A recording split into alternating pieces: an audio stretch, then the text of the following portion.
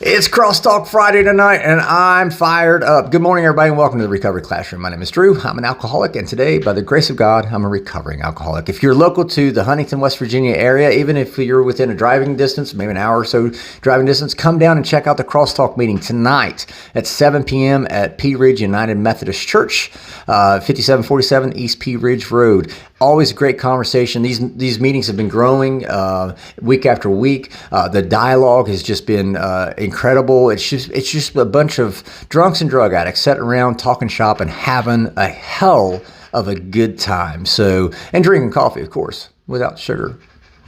Anyway, I invite you down tonight at 7 o'clock, East Pea Ridge Road, 5747 East Pea Ridge Road. It's Pea Ridge United Methodist Church for our Crosstalk meeting. And if you can't make it tonight, you can always join us online Saturday nights at 9 o'clock on Zoom. You can go to recoveryclassroom.org/XTO to find out how to connect to our Zoom meeting Saturday nights, 9 p.m. Eastern Standard Time.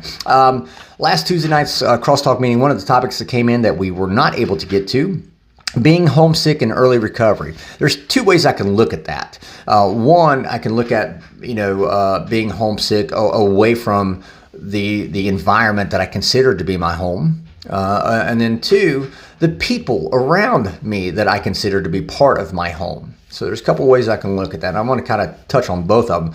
First and foremost, one of the things I have to say up front is I did not go through a treatment program, and with the context of this topic, the individual that wrote this topic, I believe, is in a treatment program where they're actually physically away. So understanding all that, the first approach I want to talk to is about that environment approach. The environment I was in whenever I was drinking, the people I hung out with, the places I hung out at, that was part of my environment. Well, that very environment was what allowed me or helped to allow me to become alcoholic. The environment that you may be missing, the home area, the friends, the family, the surroundings, that environment may have been part or may have been enabling you to pursue your drinking or drugging. So keep in mind that environment you're missing may have been played a part in you becoming an alcoholic or a drug addict. Keep that in mind. I used to always say, I just wanted to get back to a normal life, and then I realized that normal life that I had was the normal life that got me drunk. So keep that in mind. That environment, as far as the places and the structures in that environment, that's the same environment where I was drinking. And that could be the same environment where you might be drugging. The other aspect is the aspect of the people in my home, if you will, being homesick, referring to the people within my home, the people that made up my home. And again, I can parse that out. The people I hung out with whenever I was drinking, well, they were drinking whenever I was drinking. So chances are those people that I might miss, that are not my immediate family, those people may still be drinking, although I'm not drinking anymore.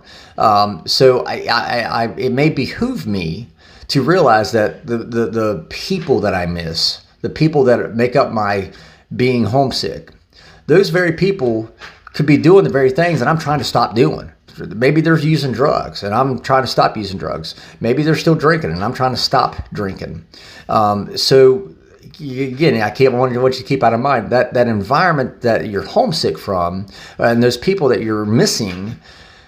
Well, I'm not saying they're intentionally causing you to drink. No, I'm just saying if they're still drinking, they're still drugging, and you're trying to stop, it may not be a good idea for you to go back around entirely. And another point to the environment or to the people side of that equation. When I first came into recovery, my son went on the IL. He couldn't play baseball. He was out for like 4 months. And so I took off and I poured myself into AA, learning as much as I possibly could. And I know my son would be always like, "Dad, I never see you. You're always gone. You're gone every single night," because I was going to an AA meeting. And I would tell him, "Yeah, you're right. I am, because right now I have to focus on me." Let me ask you this. Those people that you miss, how much help can you provide to those people if you yourself have not received the help that you need? In other words, if you know you're broken, if you know something's wrong, how can you be of help to anybody else if you're not taken care of first. I call it the airplane syndrome. You know, when you get on an airplane, they say when the mask drop, put your own mask on first before you try to help somebody else with their mask. It's the same thing. I can't help anybody else if I don't fix what's going on with me. So with my kids, an example, I can't help my kids if I'm not 100% myself. If I'm not, if I've not taken care of my alcoholism, what kind of person was I? And it's not hard for me to think back. What kind of person was I? What kind of dad was I whenever I was drunk, whenever I was drinking all the time, whenever I'd make up excuses why I couldn't take my kids here or there or wherever because, well, I was drunk. Think about that, and that's, I couldn't help my kids. I couldn't be an effective parent to my children. I couldn't maximize my potential at being a parent to my children because of my addiction.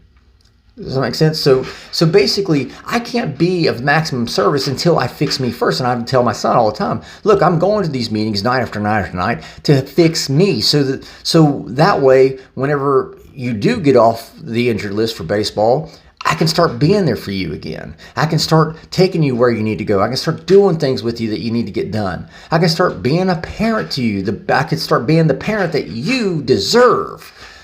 But that requires an investment. That requires an investment of time. And for me, while I didn't go to a treatment facility, I was dead set. At least 6 nights a week, I was in an AA meeting. And my son, my daughters, my wife, they saw that absence. But they also knew that I was doing something to better myself so I could turn around and help make their lives more fulfilling. And so I could turn around and give them the benefit of the efforts, of my efforts of trying to get myself clean and sober.